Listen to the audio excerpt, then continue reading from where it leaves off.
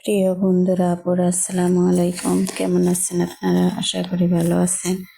আমিও আপনাদের দোয়ায় আল্লাহর রহমতে ভালো আছি। যাই হোক, আজকে দেখাবো আপনাদের ভাইয়া কিছু ফল আর অল্প কিছু মাছ এনেছেন, তো আপনাদের সাথে শেয়ার করছি। প্রথমে কমলাগুলি ঢেলে দেখাচ্ছি, পরে আপেলগুলো ঢালবো। এই হচ্ছে আপেল, আবার সেগুলি একটি জালির মধ্যে উঠাই নেব, কারণ এটার মধ্যে আবার মাছ ঢেলে দেখাবো। যাই হোক, আপেল কমলাগুলি জালির মধ্যে উঠাই নিচ্ছে। বাসার কাছেই বাজার,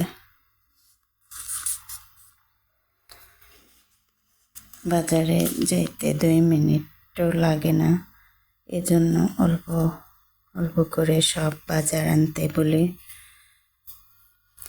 আমি আবার ফ্রিজে বেশি দিন মাছ মাংস রাখলে খাইতে পারি না, খাইলেও কোনো স্বাদ পাই না।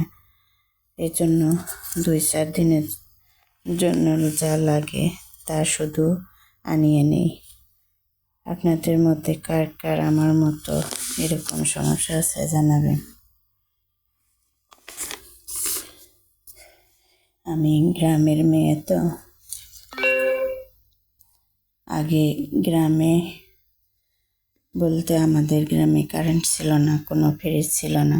পুকুর থেকে মাছ উঠাই রান্না করত, সেই রান্নার স্বাদ আজও মুখে লেগে আছে যেন।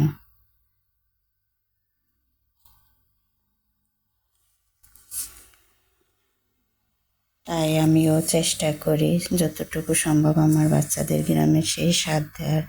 ভালো থাকেন সবাই, দোয়া করবেন, আমি দোয়া করি।